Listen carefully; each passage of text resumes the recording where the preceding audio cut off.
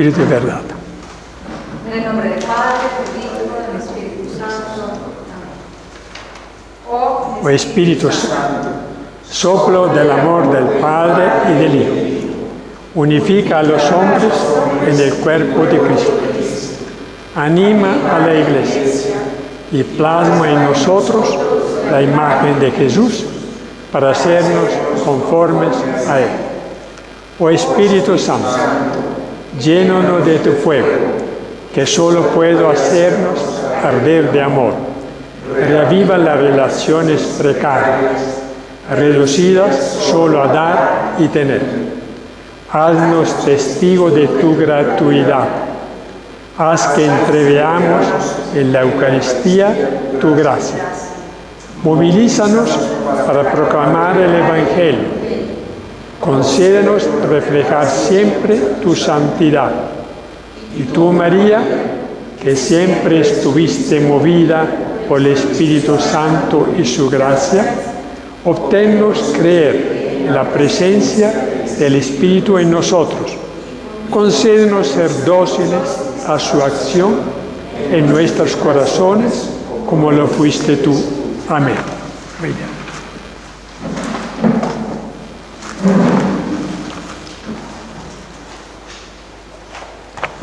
Vamos a continuar con la lectura de unos textos y las explicaciones de la pasión de Jesús.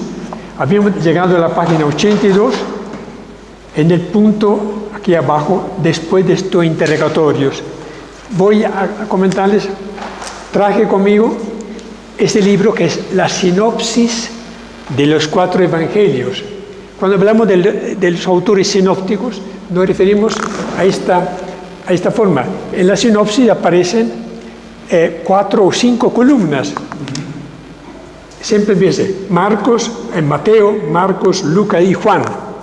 Entonces, desglosa los textos de la pasión y de lo demás del Evangelio, porque empieza con la misa del Evangelio, de acuerdo, siendo que son tan similares los textos de Marcos, Mateo y Lucas, en cambio un poco más diferentes los de Juan, entonces los coloca en 4 columnas para que uno pueda visualizar las diferentes versiones de cada uno de ellos. Tengamos en cuenta que muy probablemente ninguno de ellos se conocía, ni Marco conocía a Lucas, ni Mateo, ni a Juan. Hay algún parecido entre los textos de Lucas y de Juan en algunos textos, en algunos puntos. Bueno, entonces, oportunamente yo leeré los textos haciendo hincapié en las facetas o en las matices de cada uno. Emilio, ¿quién es el autor de los sinópticos? ¿En qué año se escribió? No conozco cómo comenzó esta forma de presentar, pero es muy antigua. Tomaron, viendo la similitud entre los 3 sinópticos, que son Lucas y Mateo, ellos presentaron los evangelios en esa forma. Luego fue depurándose, obviamente, porque los eruditos en el estudio de la Biblia llegaron a tal punto que estudiaron cada pequeña diferencia o similitud y la colocaron. El texto, la traducción del texto es casi a la letra, a veces muy torpe, sí, la traducción que hace el autor, porque con el fin de mirar las diferencias, hace en forma tal de que el texto sea a la letra, como apareció en la traducción del griego, que fue el idioma en que aparecieron los textos. Muy bien. Sí. ¿Cómo? ¿En español o en italiano? En español. Sí, se puede comparar esta sinopsis. Traigo conmigo también el segundo tomo del libro de Jesús de Nazaret de José Ratzinger, el Papa Benedicto, porque es uno de los estudiosos de la pasión y de todo el Evangelio. Trae unas reflexiones muy profundas, porque es una lástima que nosotros, al estudiar la Sagrada Escritura, ante toda la pasión, miremos solamente el aspecto histórico crítico, es decir, qué se puede decir de cada punto de la pasión. Ideal sería poder extender nuestro estudio a una reflexión que llegue al corazón, ¿sí? Porque son la pasión y muerte y resurrección de Jesús es el centro de nuestra fe. Sin ello nosotros no seríamos nada. Por lo tanto, valía la pena que después de haber estudiado esto, leyéramos atentamente, ojalá estudiáramos y leyéramos este libro. Son 3 libros que escribió. La infancia de Jesús, el segundo libro, hasta la pasión, y después de la pasión, de la entrada en Jerusalén hasta la resurrección de Jesús. Este libro muy completos, yo lo tengo subrayado porque sirve mucho para un estudio atento. Muy bien. Entonces vamos a la página 82. En el punto dice, después de estos interrogatorios, el Sanedrín se sintió persuadido. Pero yo quiero adelantar algo del Papa Ratzinger. Dice, Jesús, después de cuando fue detenido en el Jardín de los Olivos, fue llevado al palacio del sumo sacerdote, que siendo aún de noche, donde el Sanedrín, sacerdotes, tengan en cuenta, sacerdotes, ancianos, escribas, conformaban el Sanedrín, este consejo importante de la religión de ellos. Luego dice, más adelante,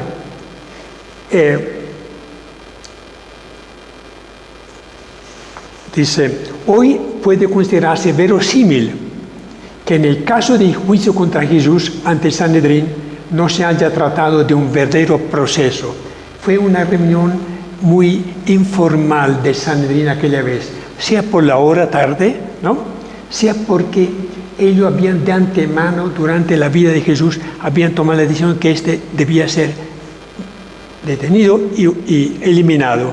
Por lo tanto, era una formalidad para darle un poco de presencia o de apariencia jurídica.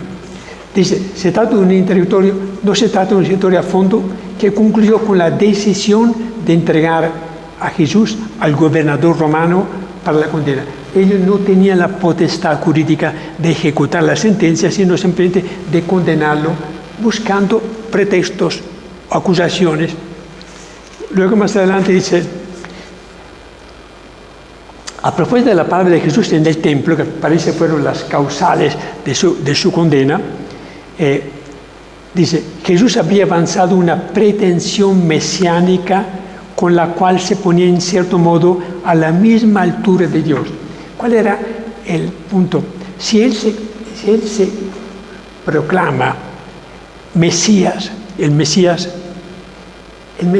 tenía que venir de la dinastía de David. Automáticamente era un Mesías con la dignidad de rey de Israel. Y esto le estaba causando mucha repulsión. ¿Cómo así este hombre pretende ser el rey? Pero esta acusación les dio oportunidad de presentarla como un delito político al prefecto romano, a Pilato. A Pilato no le interesaba tanto que Jesús se considerara Mesías o Hijo de Dios.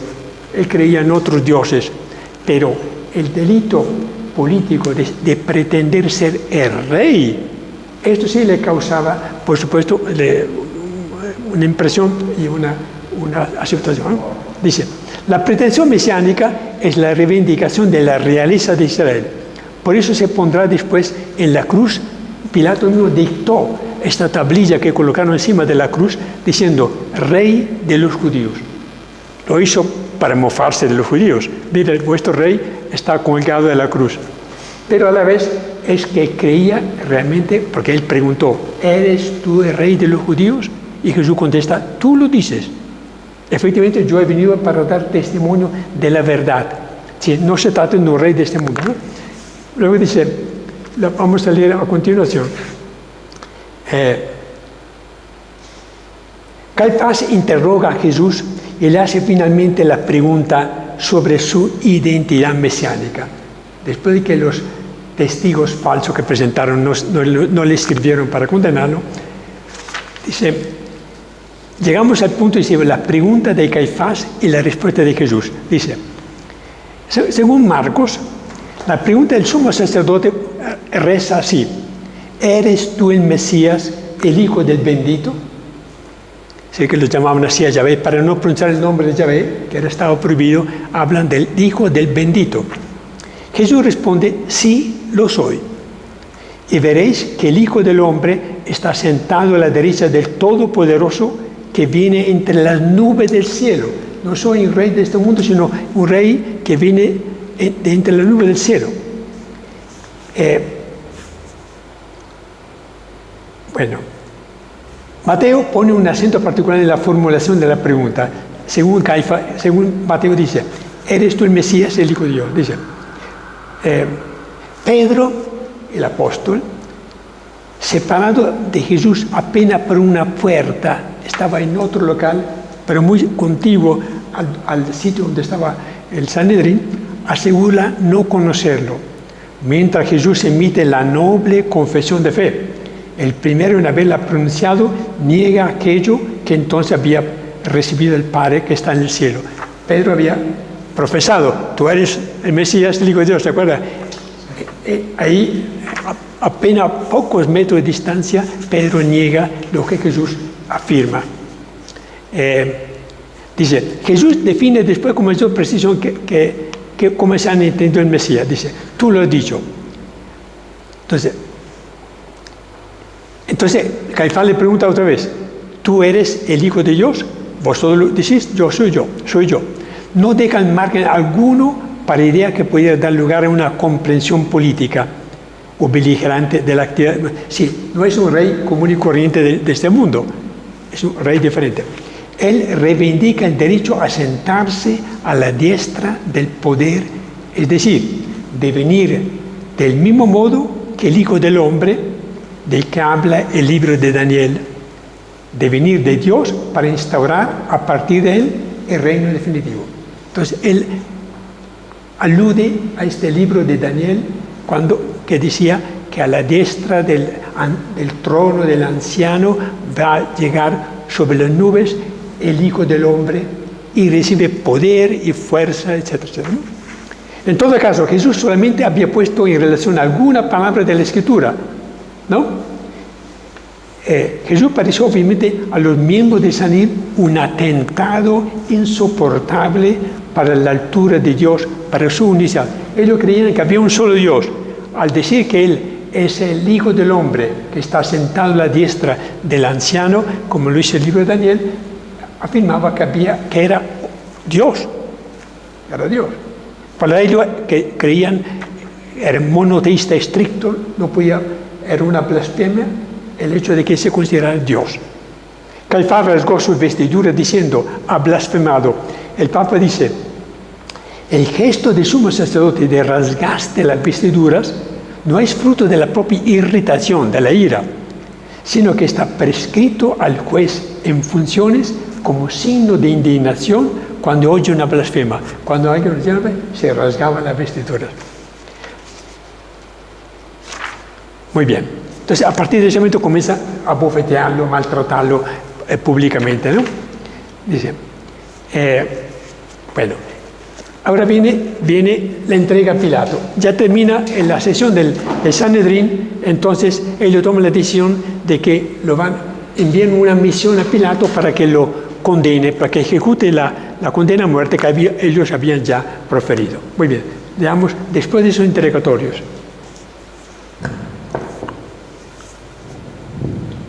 Después de estos interrogatorios, el Sanedrín se sintió persuadido de la culpabilidad de Jesús, pues un atentado contra la orden del religioso judío debía, a los ojos del Sanedrín, provocar desórdenes sociales y políticos, y por lo tanto, inquietar a los romanos.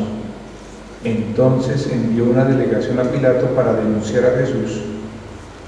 Dado que la fiesta de la Pascua se acercaba, había que actuar de prisa. Sí, porque era el día anterior al sábado, que era la fiesta de la Pascua de ellos, era día sagrado.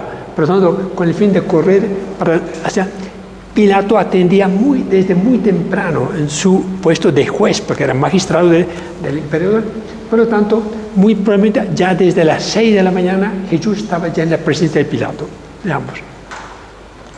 En el Imperio Romano la justicia capital era administrada directamente por el emperador. el Senado o los funcionarios imperiales, los gobernadores provinciales que acumulaban funciones de magistrados y de jueces.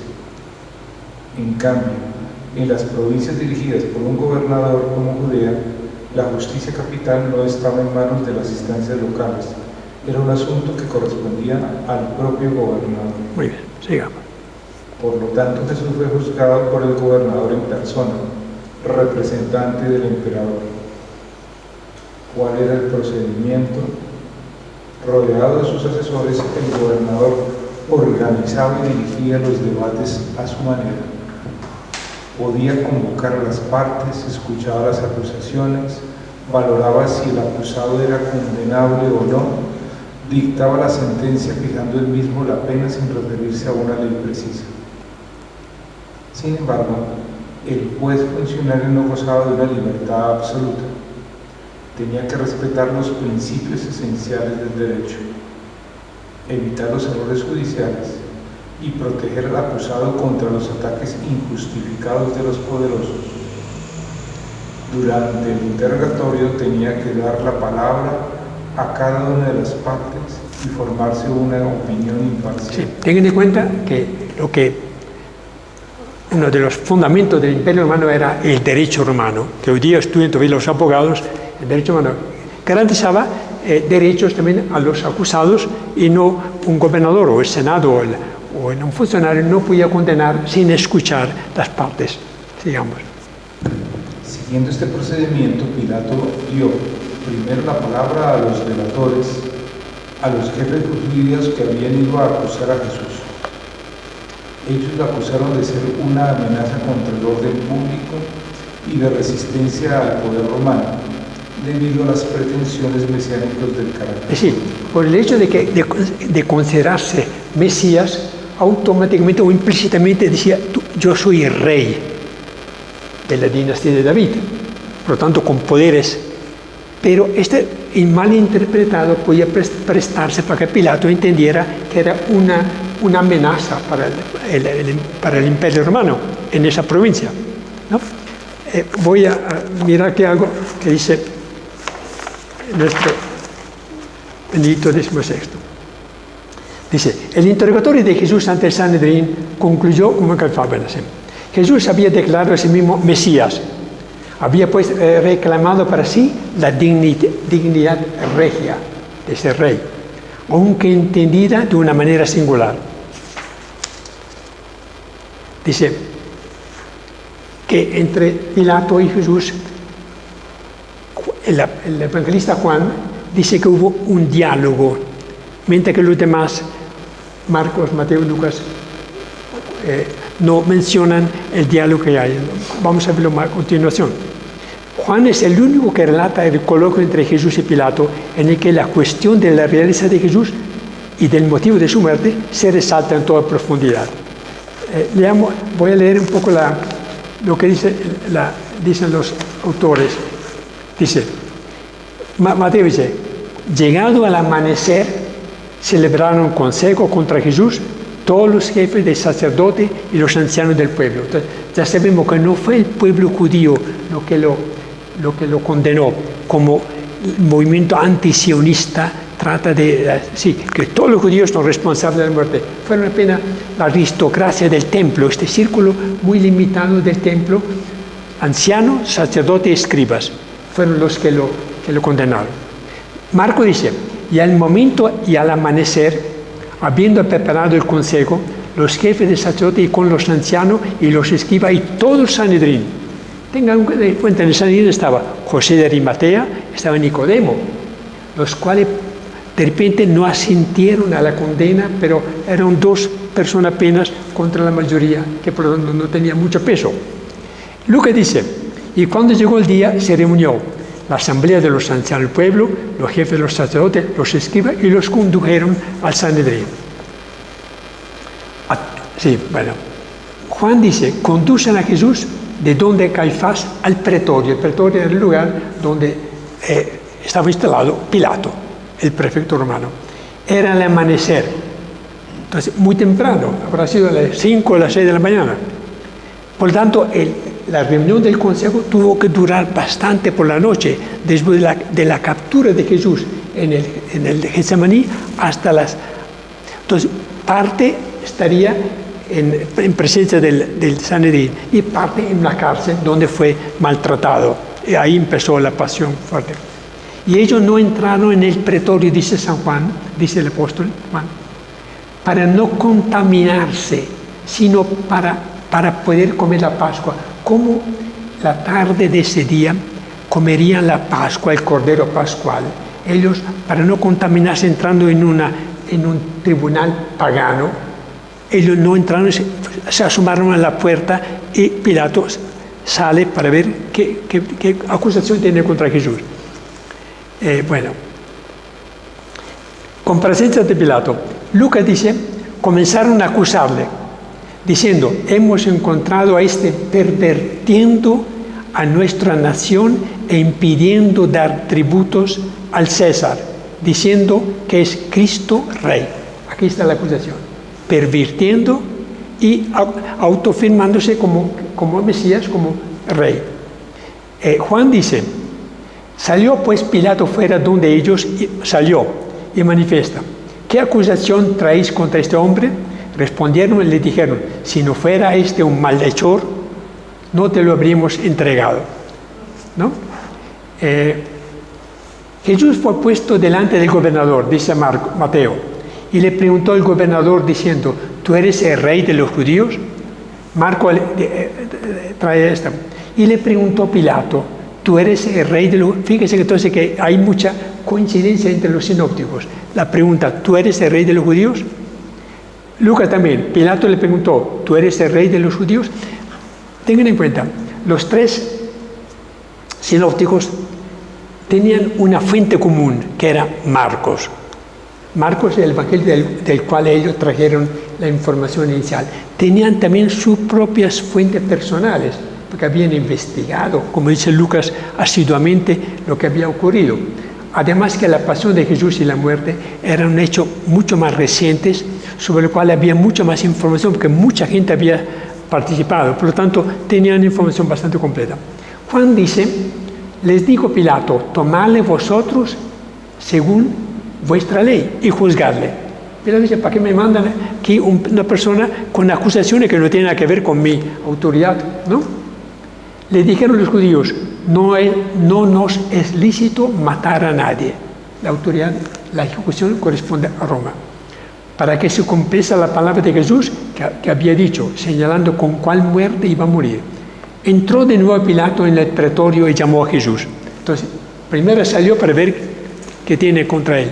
Luego entra al pretorio, se sienta en su asiento de juez. Y le dijo, ¿tú eres el rey de los judíos? Respondió Jesús, ¿por ti mismo dices esto o te lo han dicho otros de mí? Respondió Pilato, ¿acaso soy yo judío para conocer las acusaciones? Tu nación, mira, dice, él reconoce que los sumos sacerdotes eran jefes de la nación. Y los jefes de los sacerdotes te han entregado a mí. ¿Qué has hecho? Respondió Jesús, mi reino no es de este mundo. Ellos me acusan de haberme proclamado rey, pero mi reino, él acepta que él es rey, pero mi reino no es de este mundo. Si de este mundo fuese mi reino, mis ministros habrían luchado para que no fuera entregado a los judíos. Mas ahora mi reino no es de aquí. Entonces, insiste, Jesús desliga totalmente su reinado del reinado político. Le digo a Pilato, luego tú eres el rey. Respondió Jesús, tú dices que soy rey. Y para esto he nacido, y para esto he venido al mundo, para dar testimonio a la verdad. Todo el que es de la verdad oye mi voz. Le dice Pilato, ¿qué es la verdad? Se sale de la tangente, en vez que decir, bueno, si tú no eres rey, no eres una amenaza para el Imperio Romano, y tú vienes a dar testimonio de la verdad, yo no tengo nada que ver contigo, porque tú no te reconoces que no eres un contendiente del emperador romano. Mas Jesús no le dio respuesta a la pregunta que era verdad, se dio cuenta que el otro quería filosofiar la verdad. Pero el Papa Benedicto, cuando analiza este punto, dice: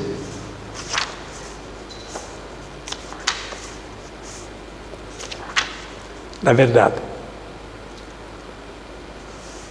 Dice, Pilato sabía que Jesús no había sido dado lugar a un movimiento revolucionario. Pilato tenía que estar muy bien informado, que si sabía algo de Jesús, seguramente no era que Jesús había organizado ningún movimiento, sino que tenía discípulos, si es que llegó a él algún comentario de Jesús, porque él vivía no en la propia ciudad de Jerusalén, sino vivía en una ciudad que estaba sobre el mar Adriático. Y solamente venía a Jerusalén en días, buenas tardes, venía a Jerusalén solamente cuando, con motivo de las fiestas de Pascua, sabiendo que en esta fiesta había problemas permanentes, porque afluía mucha gente de todo el mundo para la celebración de la Pascua. Entonces, muy probablemente había también problemas de orden público. Solamente por eso que estaba ahí. Bueno, pero dice acá, estamos en la página 82, cuando dice, él se da cuenta, este reino no es violento, no dispone de una legión de soldados. Una legión romana era conformada por 6.000 soldados, ¿no? Por lo tanto, Jesús dice, si mi reino fuera de ese mundo, yo tendría aquí una legión de soldados o de ángeles para defenderme. Pero mi reino no es de este mundo, yo vengo aquí solo. Dice, ¿qué debe pensar Pilato? ¿Qué debemos pensar nosotros de ese concepto de reino de realeza? Dice, Jesús ha introducido un concepto positivo para ser comprensible la esencia y el carácter del poder, la verdad. Viene a dar testimonio de la verdad. Dice el Papa,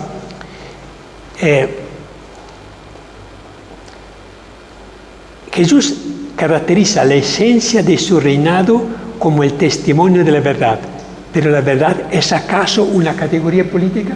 ¿Desde cuándo en el Congreso colombiano o en el Congreso de Estados Unidos se discute sobre la verdad? Sobre poder, sobre riqueza, sobre dinero, ¿no? ¿Qué es la verdad? Dice, es la cuestión que se plantea también en la doctrina moderna de Estado, ¿no? Dice, ¿qué ocurre si la verdad no cuenta nada, como sucede en este mundo, ¿no? En ese momento? ¿Qué justicia será entonces posible cuando no se fundamenta en la verdad? Dice, ¿no es cierto que las grandes dictaduras han vivido a causa de la mentira ideológica y que solo la verdad ha podido llevar a la liberación? Hace una reflexión muy interesante que valía la pena, no voy a insistir mucho, pero la respuesta de Jesús tiene muy honda, muy profunda. Dice, mi reino se funda sobre la verdad. Y en cambio la política, el poder político hoy día, en cualquier momento de la historia, se funda sobre la fuerza, sobre el poder, sobre el manejo de la finanza. Muy bien. Sigamos.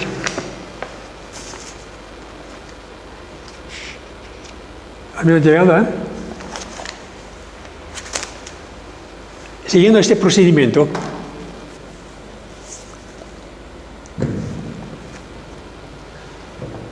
el segundo párrafo de la página 83. Pilato dio primero la palabra a los delatores, a los jefes judíos que habían ido a acusar a Jesús. Ellos lo acusaron de ser una amenaza contra el orden público y de resistencia al poder romano, debido a las pretensiones mesiánicas de carácter político.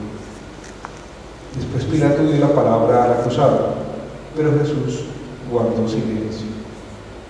Probablemente esa actitud hizo vacilar a Pilato. Los evangelios sinópticos tienden a disculpar a Pilato por motivos apologéticos, pues al disculpar a Pilato los cristianos podrían hacer recaer sobre los judíos, sus adversarios principales, la mayor responsabilidad de la muerte de Jesús. Tengan en cuenta, cuando Marcos, ante todo, Mateo y Lucas escriben el Evangelio, hacia los años 70, 80 después de Cristo, ya la comunidad cristiana se había separado de la sinagoga.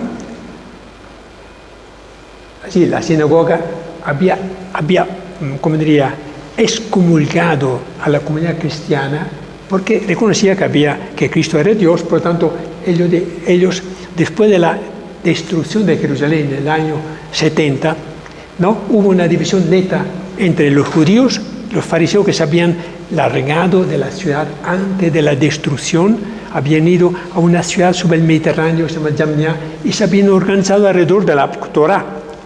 Y en una de sus declaraciones dijeron que los cristianos ya no pertenecían al pueblo de Israel. Por lo tanto, tengan en cuenta que cuando Mateo y Lucas escriben este evangelio,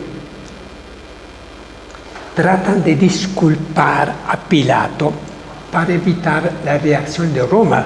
Si ellos hubiesen escrito un evangelio haciendo hincapié que los romanos fueron los responsables de la muerte, obviamente hubieran atraído las reacciones de Roma, cuales tenían una policía secreta mucho más eficiente de lo que pensamos nosotros. Ellos se enteraban de todo. Entonces hacen recaer la culpabilidad sobre los judíos, pero no todos los judíos, sobre esta aristocracia sacerdotal conformada por ancianos, por sacerdotes que habían tomado la decisión de presentar su acusación a Pilato, ¿no? Por lo tanto, Lucas, ante todo, es muy benévolo con Pilato, hace parecer que Pilato trató de todas maneras de evitar de condenar. Pero sabemos que Pilato era un hombre muy brutal, era un hombre que cuando se daba la oportunidad condenaba con métodos mucho más crueles. Sigamos. Según Lucas, Pilato, después de un breve interrogatorio, remitió a Jesús a Herodes, que por aquellos días se encontraba en Jerusalén. Se trataba de un gesto de deferencia con respecto de Herodes. Es el único evangelista que habla de una presentación de Jesús ante Herodes. Herodes Antipas es el que había condenado a muerte a Juan el Bautista, que lo había ejecutado, un hombre vicioso. Aprovechó esa oportunidad para que él también vino a Jerusalén para pasar la fiesta de Pascua, que era judío, medio creyente, ¿no? Y quería saber si Jesús haría un milagro, uno de los muchos milagros del cual estaba muy enterado. Pero Jesús, en presencia de Herodes, no dijo ni una palabra. Ni una palabra. Entonces Herodes se burló de él, le colocó encima una vestidura real, un manto para burlarse de él y lo devolvió a Pilato. Desde ese tiempo dice que Pilato y Herodes se hicieron amigos, cuando antes, por supuesto, eran muy distantes. Sigamos. Los evangelios sinópticos evocan el misterioso episodio de Barrabás. Una última oportunidad que dio Pilato. Él dice, siendo que había costumbre que el motivo de la Pascua liberaba a algún de los condenados políticos, ofreció, sabiendo que Jesús era inocente, digo, de repente voy a lograr liberarlo, ofreciendo la alternativa. ¿Quieren que libere a Jesús, que ustedes me han presentado, o a Barrabás, que es un delincuente? Pero el grupo de Barrabás, que imagino que tenía un montón de adeptos, que era, además de un delincuente, era una persona que había logrado cierto cual liderazgo. La gente gritó, queremos a Barrabás, ignorando. ¿Qué pasó? ¿Qué pasó con los discípulos, con los amigos de Jesús? Por miedo no formaron un grupo de presión. Y con los que habían recientemente dicho Hosana, Hosana. Exactamente. ¿Qué pasó con ellos? Se perdieron todos. El Papa Ratzinger en su libro dice que por miedo no hicieron ninguna presencia fuerte para contrastar esta condena o esta avalancha de gritos. Queremos crucifícalo a él y libérenos a Barrabás. Sigamos. Durante la Pascua, el gobernador habría liberado a un prisionero para satisfacer al pueblo. El nombre del bandido era Jesús Barrabás. Los sumos sacerdotes habían esperado eliminar a Jesús sin alertar a la muchedumbre, pero no lo consiguieron porque la muchedumbre siguió la costumbre se había presentado y reclamaba la liberación de un prisionero. Los sumos sacerdotes se encargaron de provocarla contra Jesús de Nazaret. Pero es un error sostener que fue la muchedumbre vociferante la que, por un voto explícito, condenó a Jesús a muerte. La decisión final compete a Pilato, pero éste tomó su decisión bajo presión popular. Pilato condenó a muerte a Jesús y lo entregó, después de azotarle, para que fuera crucificado. Los juristas romanos distinguían entre los golpes ligeros, fustigación, que se daban a modo de castigo preventivo, y la flagelación, que anticipaba la crucifixión. Los soldados romanos, por su parte, para distraerse, organizaron espontáneamente una escena grotesca. Imitando el juego del circo romano, se burlaron de Jesús como rey. Jesús recibe los emblemas de la realeza: la túnica de color púrpura, la caña y la corona de espinas. Muy bien, hasta aquí. Voy a leer algo sobre lo que pasó.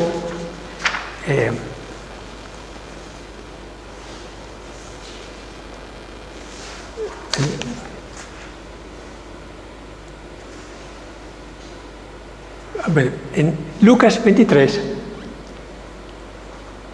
dice: ahora bien, Pilato, convocando a los jefes del sacerdote y a los jefes, le dijo: me habéis traído a este hombre como que resuelve al pueblo, que revuelve al pueblo, un agitador social. Y aquí que yo, habiéndole interrogado ante vosotros, ningún motivo de condenación de lo que acusáis he encontrado en este hombre. Pero ni Herodes, pues nos los ha remitido.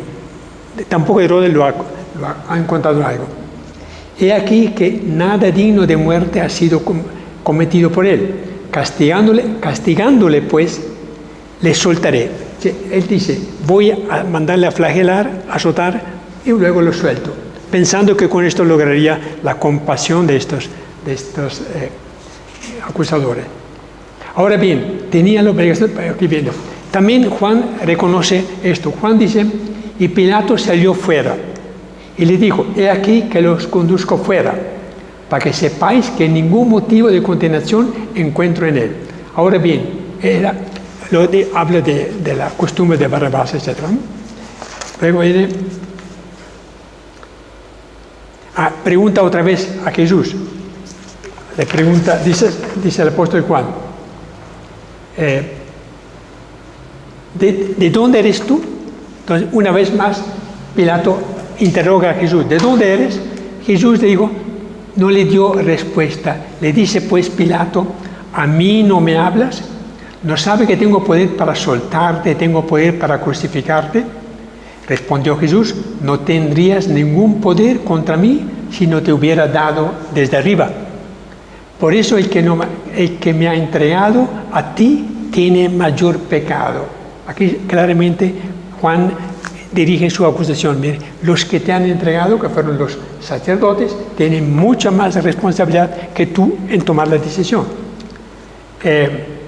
Desde ese momento Pilato buscaba soltarle, mas los judíos gritaron diciendo: si sueltas a este, no eres amigo del César. Todo el que se hace a sí mismo rey se opone al César. Pilato, oyendo esta palabra, condujo fuera a Jesús y le sentó en el tribunal en el lugar llamado Litóstroto, en hebreo Gabatá. Era la preparación. Aquí Juan dice: bueno, Pilato ya ha quemado todos sus argumentos que tenía para soltar a Jesús. Finalmente, temiendo la reacción que lo acusaran ante el emperador de haber liberado a un agitador social, se sienta en su trono, en su asiento de juez, llamado Litóstroto, en hebreo Gabatá.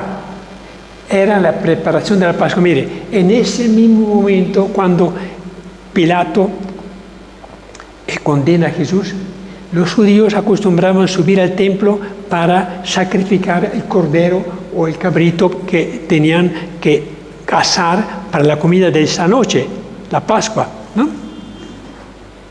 Dice, Entonces, mientras que ellos sacrifican el cordero, Jesús es sacrificado públicamente por Pilato, entregando la muerte. Así dicen los judíos: he aquí vuestro rey. Imaginen en qué condiciones llegaría Jesús después de la flagelación. Vuelto a nada, ¿no? Entonces dice, aquí, casi burlándose, aquí está vuestro rey. Le gritaron: quítale, crucifícale. Le dice Pilato: a vuestro rey crucificaré. Respondieron los jefes de sacerdotes: no tenemos de rey sino a César. Imaginen, ellos que eran súbditos y opuestos totalmente al imperio romano y a la religión, ellos dicen: nosotros no tenemos ningún rey sino al César. Es un despropósito, ¿no? En vez que reclamar: nosotros tenemos rey a Dios, Yahvé era el rey de Israel, ellos dicen: nuestro rey único es el César. Se imagina que la contradicción grande que tenemos. Entonces dice Pilato, dice, sentenció que se hiciera, que se entregara a los soldados para que lo crucificaran. Leamos a continuación. Luego Jesús fue cargado con la cruz. De hecho, no llevó más que la parte transversal de la cruz, el patíbulo, pues el madero vertical ya estaba clavado en la tierra. Debilitado por la flagelación y fatigado por el esfuerzo, Jesús desfallece en el camino hacia el Gólgota. Para ayudarlo, los soldados romanos llamaron a un tal Simón, originario de Cirenaica.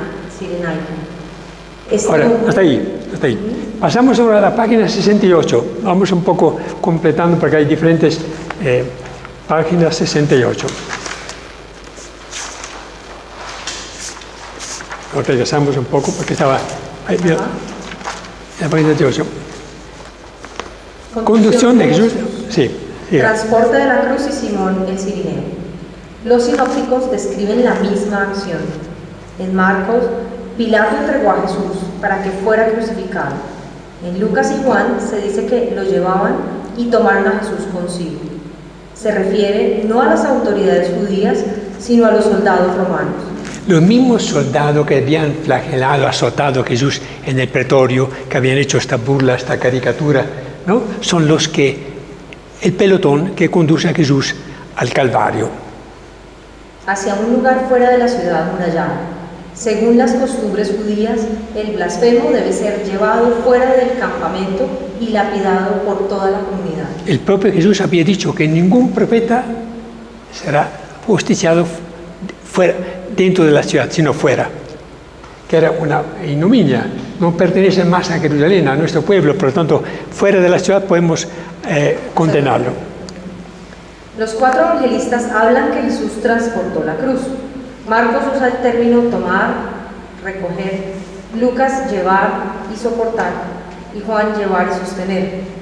Los sinópticos hablan de Simón el Cirineo, Juan no habla de él. Algunos estudiosos dicen que la mención del nombre de Simón se debe a que más tarde se hizo cristiano. Lo mismo dicen de José de Arimatea y de Nicodemo.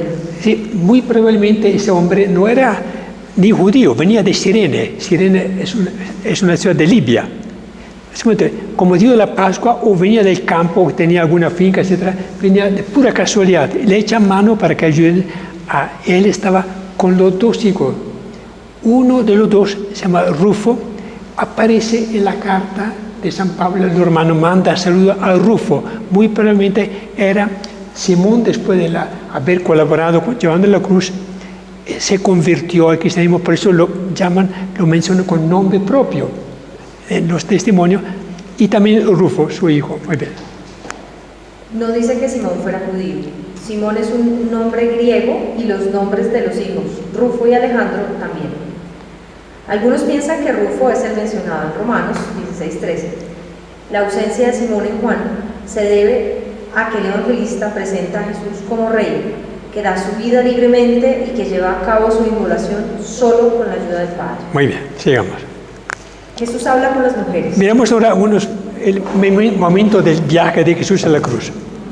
Se dice que lo seguía una gran cantidad de pueblo. no solo de varones, sino también de mujeres, dado que Jesús las llama hijas de Jerusalén y les dirige una profecía sobre el destino de la ciudad. No hay que pensar que representaran a aquella parte de Israel que se oponía a Jesús. Entonces, tenía que ser personas muy adictas, muy devotas a Jesús. Algunas de ellas habían llegado de Galilea, todo el trayecto hasta Jerusalén, lo acompañan. Esas mujeres se muestran favorables a Jesús y la tragedia es que ni siquiera sus lágrimas de compasión por él pueden librarlas del destino que incumbe sobre la ciudad. Lucas las ve como representantes de la nación, hija de Sión, hijas de Jerusalén. El mensaje es que por mucha lamentación que pueda haber por lo que se ha hecho, ni Jerusalén ni quienes la habitan pueden ya librarse de la destrucción que va a llegar. En Lucas 11:40, Jesús anuncia que se pedirían cuentas a esta generación de la sangre de todos los profetas por no escucharlo toda la casa de Israel. Voy a leer el texto porque vale la pena tener. Okay. Dice, cuando lo conducían, lo seguían una numerosa multitud de pueblo, lo que indica que el camino de Jesús desde el pretorio hasta el Gólgota fue muy nutrido, acompañado muchos curiosos, amigos de Jesús, amigas de Jesús y otra gente, curiosa como siempre. Y de mujeres que se golpeaban el pecho y se lamentaban por él. Y volviéndose a ella, Jesús les dijo, hijas de Jerusalén, no lloréis por mí, sino llorad por vosotras mismas y por vuestros hijos, porque 50 años después caerá Jerusalén incendiado totalmente y mucha gente pereció. Porque hay aquí que vienen días en que dirán, dichosas las estériles y los vientres que no engendraron y los pechos que no criaron. Entonces comenzarán a decir a los montes, caed sobre nosotros, y a las colinas, cubridnos. Porque si en el árbol verde hacen esto, en el seco, ¿qué sucederá? Conducían también a otros 2 malhechores con él para que ser quitado de en medio, para ser matado. Sigamos ahora. En Lucas 21:20 anunció como próxima la devastación de Jerusalén. Al parecer, Lucas utilizó un tema común apropiado a la catástrofe que se cierne sobre Jerusalén. En el reproche se establece un contraste entre un árbol verde y un árbol seco. Cuando el árbol húmedo arde, ¿qué hará el seco? Jesús alude al fuego. Si queman al leño verde, ¿cuánto más al seco? Es decir, si los romanos me tratan a mí, aún reconociendo mi inocencia, ¿cómo tratarán a los que se rebelan contra ellos? O si Dios no libra a Jesús, a quien ama, ¿cuánto más a un judaísmo impenitente sufrirá las consecuencias del juicio divino? O si la gente se comporta así antes de llenar la copa de su maldad, ¿qué hará cuando la copa rebose? Es una profecía de lo que pasaría con la caída de Jerusalén y también con el fin del mundo. Cuando la gente gritará que la montaña que nos cubra, porque el fin del mundo será acompañado por fenómenos gravísimos, ¿no? El sol se oscurecerá, etcétera, etcétera. Muy bien. Luego hablamos de los 2 malhechores. ¿Podemos seguir? Sí, ya terminamos. Sí. Marcos, Mateo y Juan esperan hasta el momento en que Jesús se encuentra en la cruz para hablar de los malhechores. Lucas adelanta la referencia recordando a Isaías 53:12 y fue contado entre los delincuentes. Muy bien. Pasemos el nombre del lugar. Lo llevaron a un monte que se llama a un sitio que se llama Gólgota, que traducido significa la calavera, por eso de ahí viene la palabra Calvario, lugar de la calavera o Calvario. Se llama el Gólgota. El nombre del lugar, el Gólgota o lugar de la calavera. El nombre formó parte de la tradición. La idea del nombre es que el lugar recordaba la forma de una calavera que por elevarse sobre la superficie circundante como un montículo redondeado. Juan dice que había un sepulcro. En el año 325 a 335 Constantino construyó un enclave sagrado consistente en la Basílica de Martirión, un atrio interior, el Santo Jardín contiguo, a una rotonda con columnas que rodeaban el sepulcro, la Anastasis, igual resurrección, y una roca aparte, el Calvario, de la que se decía que era la colina del Gólgota, lo que hoy queda en la Basílica del Santo Sepulcro. Dicen que Helena, la esposa del primer emperador cristiano Constantino, fue la que dirigió, que 300 años después de la muerte de Cristo, que identificó el sitio donde había sido crucificado el Señor. Y ahí Constantino le dio por supuesto todo el dinero para poder construir la basílica de la crucifixión. Muy bien, sigamos. El ofrecimiento inicial del vino. El ofrecimiento inicial del vino. En Marco y Mateo se ofrece a Jesús 2 veces bebida. Aquí, al comienzo de la crucifixión, los soldados romanos le dan vino mezclado con mirra, pero él no lo toma. Y al final, después del grito de desolación de Jesús e inmediatamente antes de su muerte, uno de ellos empapa una esponja en vino agrio, la sujeta a una caña y se la da a beber. No se dice si Jesús bebió. En Lucas hay un solo ofrecimiento de ese tipo, hacia la mitad de la permanencia de Jesús en la cruz. Los agentes son los soldados. En Juan hay un solo ofrecimiento de vino agrio, inmediatamente antes de su muerte. Pero Juan dice que Jesús tomó ese vino agrio. Fíjese que hay diferentes versiones, ¿no?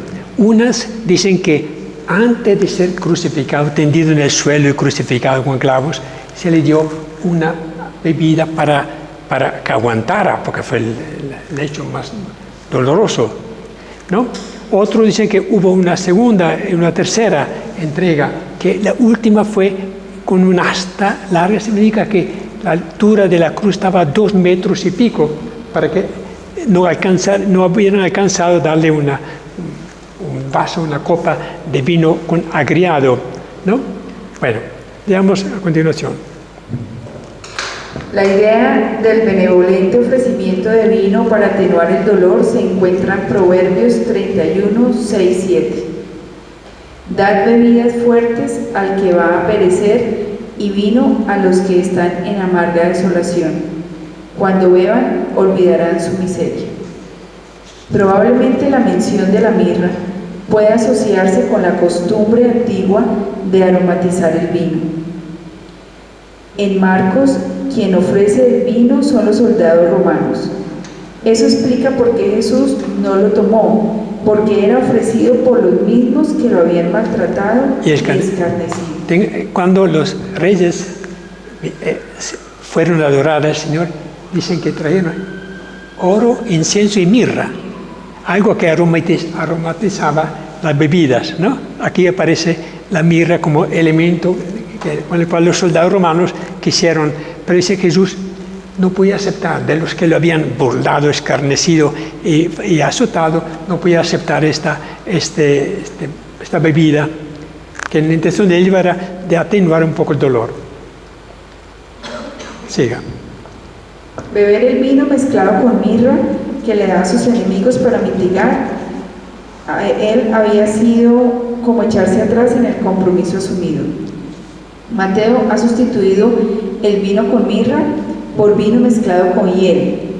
En el Salmo 69, 22, la hiel y el vino agrio o vinagre eran ofrecimientos desagradables, hechos al justo que reflejaban odio o desprecio. Sí, habría que preguntarse qué significaba para Jesús y para ellos este ofrecimiento, que un hombre que estaban matándolo, que podía significar un ofrecimiento, era una burla, era poco aceptable para Jesús y en cambio era una forma de burlarse una vez más de él.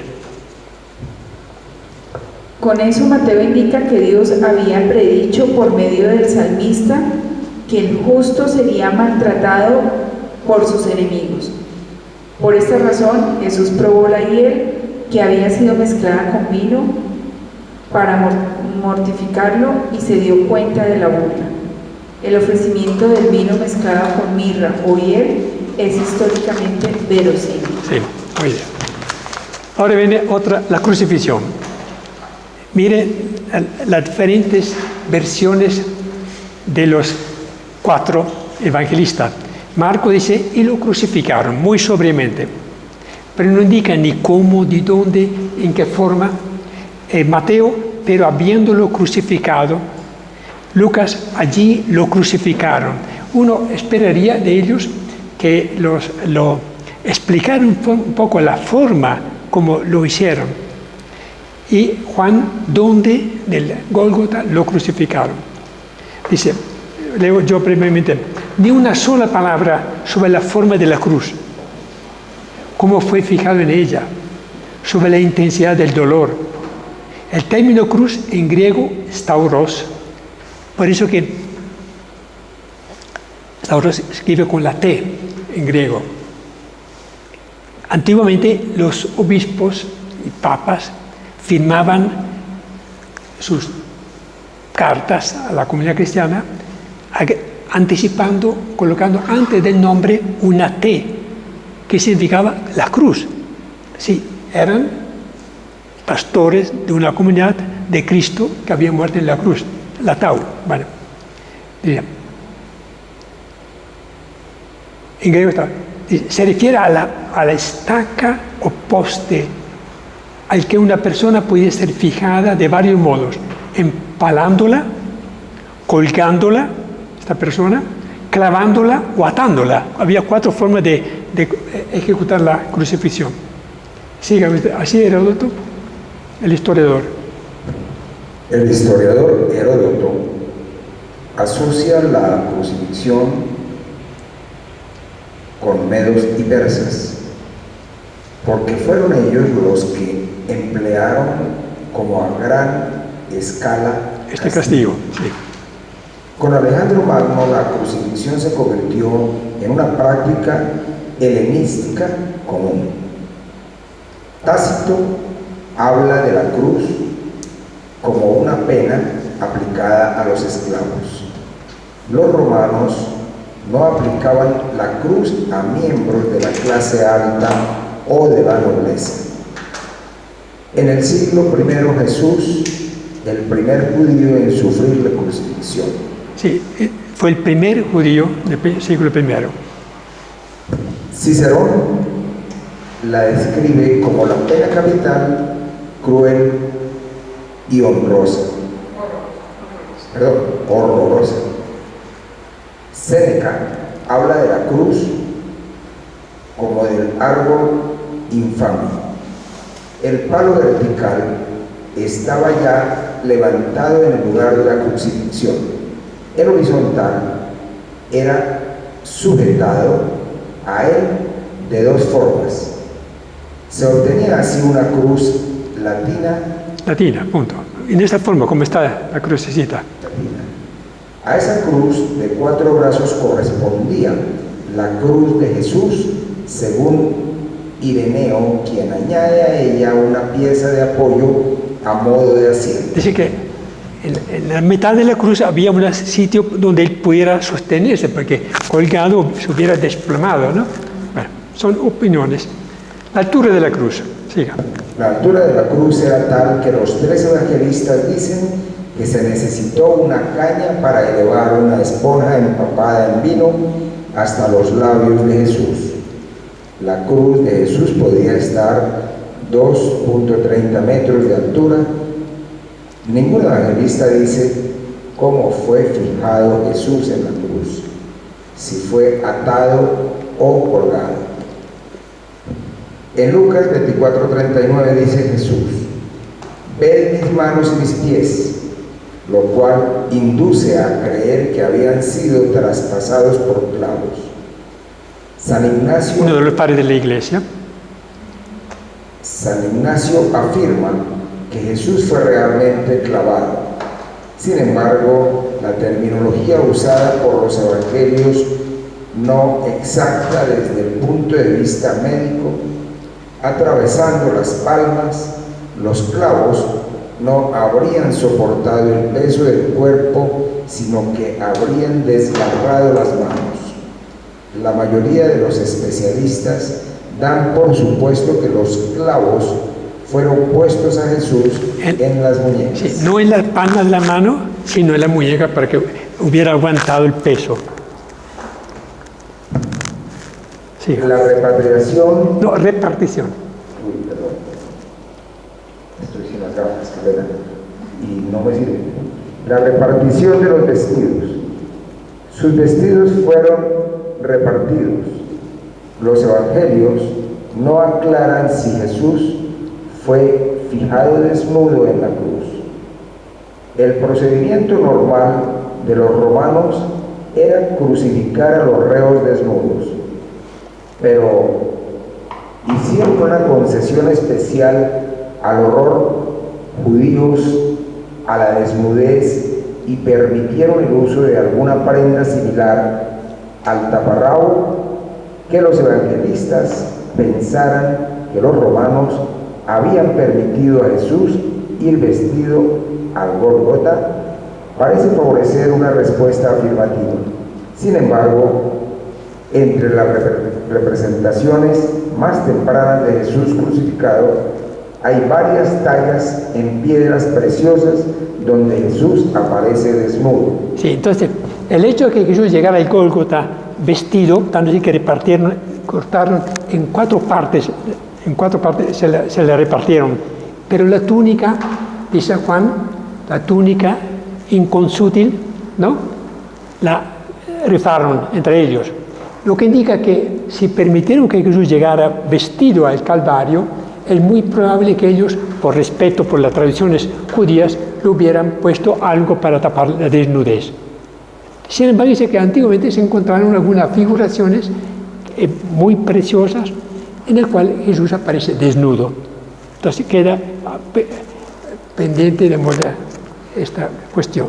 En algunas revelaciones de Santa Teresa y demás, sí, aparece Jesús. Sí, en cambio, dice que los médicos dicen que hubiera sido imposible que aguantar la mano. En cambio, es muy probable que los clavos hubieran sido colocados en el avambrazo, en el brazo que... Los estigmas de los santos, de algunos pocos santos, normalmente suceden. Sí, acá. pero no es un argumento muy serio, ¿no? Bueno, la túnica sin costura. Juan dice... Emilio, Sí. idea como pensamiento siempre presenta a Jesús con las señales del martirio acá en la Sí. mano. Podría haber sido clavado y amarrado tal vez para que aguantara. Es posible también. Como los evangelistas no dicen nada cómo fue, dónde, etc., únicamente que dijeron fue muy lacónicamente y lo crucificaron. Como si no importara tanto. O no tenían una información exacta o alguna razón para no mencionar la forma como fue crucificado. Lo que nos dice que los evangelios no atienden la curiosidad que tenemos nosotros, por supuesto, sino que lamentablemente presentan el hecho escueto, ¿no? Juan dice sobre la repartición.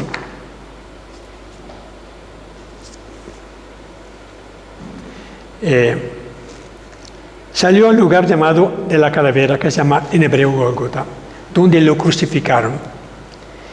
Y con él a otros dos, uno aquí y uno aquí, y en medio Jesús. Juan especifica que estaba en el centro de los dos delincuentes. Para que se cumpliese la escritura, se repartieron entre sí mis vestidos y sobre mi vestidura echaron la suerte.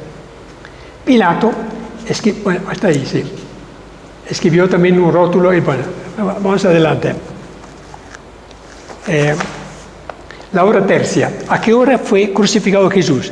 Marco dice que fue a la hora tercia, es decir, a las 6 de la mañana. Perdón, tercia, a las 9 de la mañana, a la hora tercia. A las 9, todos los demás no están de acuerdo, ni Lucas, ni Mateo, ni Juan. Parece que la crucifixión fue de las 12 hasta las 3. El único que afirma a la hora tercia es Marcos. Veamos de esta manera. Marcos. La hora tercia. Marcos ofrece una larga y minuciosa serie de indicaciones temporales que dividen el día a partir de la última cena. Marcos utiliza el término griego proi, temprano, a las 6 a.m., al hablar de la conducción de Jesús a Pilato. Luego dice opsia, atardecer, al referirse a la petición del cuerpo en 15:42, Sí. Mateo y Lucas. Punto. A 15:42. Mateo y Lucas. Mateo y Lucas conservan otros esquemas ternarios y otras indicaciones temporales de Marcos. Omiten esta referencia a la hora tercia, con la cual rechazan la opinión según la cual eran las 9 a.m. Sí, tengo en cuenta la jornada para llegar a tercia, sexta, novena. ¿No? Terminaba a la novena, terminaba prácticamente la tarde, porque a las 5 empezaba el nuevo día, ¿no? A la puesta del sol. Ya Juan en 19:14 presentó a Jesús de pie y en silencio ante Pilato a la hora sexta, es decir, a las 12 del mediodía. La única indicación temporal que aparece en los 4 relatos de la crucifixión es la hora sexta. Posiblemente figuraba en la tradición preevangélica. Si Mateo y Lucas no copiaron a Marcos en lo que refiere a la hora tercera, es porque no la consideraron correcta. Bueno, pensemos, Marco, que fue el primer evangelista a hablar de la pasión de la crucifixión de Jesús, tuvo que tener un documento escrito a partir del testimonio. Los apóstoles habían huido ya del Getsemaní cuando fue detenido Jesús, pero las mujeres habían estado presentes y otros, o el discípulo, ¿no? Por lo tanto, él tuvo un preevangelio entre manos, un documento escrito a partir del testimonio de personas que habían sido testigos oculares. Nos sorprende entonces que Marco, teniendo este documento, hable de una hora tercia en que Jesús fue llevado ante Pilato, ¿no? Bueno, de todas maneras, ninguno de los autores sinópticos, ninguno estuvo presente en la crucifixión de Jesús. Por lo tanto, todos ellos tuvieron que guiarse bien por el Evangelio de Marcos u otros escritos o versiones que le transmitieron las comunidades. Tengan en cuenta que escribieron Marcos en el año 67-68, Lucas y Mateo en el año 70, Juan en el año 100. Por lo tanto, muy distante de la época en que ocurrieron los hechos. Por lo tanto, tenían que guiarse por documentos escritos anteriores, producto del testimonio de las versiones de gente que estuvo allá presente. No se inventó la crucifixión, ¿no? Muy bien, sigamos. La descripción del cargo. Dice el evangelista Juan, Mateo, y pusieron encima de su cabeza el motivo de su condenación, escrito: este es Jesús, el Rey de los judíos, dice Mateo. Marco dice: era la hora tercera y le crucificaron, y estaba la inscripción del motivo de su condenación: el Rey de los judíos. Lucas dice: estaba también una inscripción sobre él: este es el Rey de los judíos. Y Juan dice: Pilato escribió. También un rótulo y lo puso sobre la cruz. Estaba escrito: Jesús el Nazareo, el Rey de los judíos. Este rótulo lo leyeron muchos judíos porque el lugar donde había sido crucificado Jesús estaba cerca de la ciudad. Y estaba escrito en hebreo, en latín y en griego. Decían a Pilato los jefes de los sacerdotes de los judíos: no escribas el Rey de los judíos, sino que aquel dijo: soy el Rey de los judíos. Respondió Pilato: lo que he escrito, queda escrito. Tajantemente rechazó. Entonces leamos sobre el rótulo. La inscripción y el cargo. Los 4 evangelistas coinciden que el cargo que había causado la condena estaba escrito en el lugar de la crucifixión. Marcos y Lucas hablan de epígrafe, inscripción. Mateo y Juan hablan del título. Marcos no dice dónde estaba colocada la inscripción. Juan dice que fue puesta en la cruz. Lucas que estaba sobre él. Mateo especifica que lo pusieron por encima de su cabeza. La mayoría de los estudiosos piensa que la tablilla estaba colocada en la parte superior del palo vertical por encima de la cabeza de Jesús. Es lo que dan a entender cuando dicen que todas las personas que pasaban por ahí podían leer la inscripción. La inscripción contenía las únicas palabras relativas a Jesús consideradas como escritas estando él todavía en vida.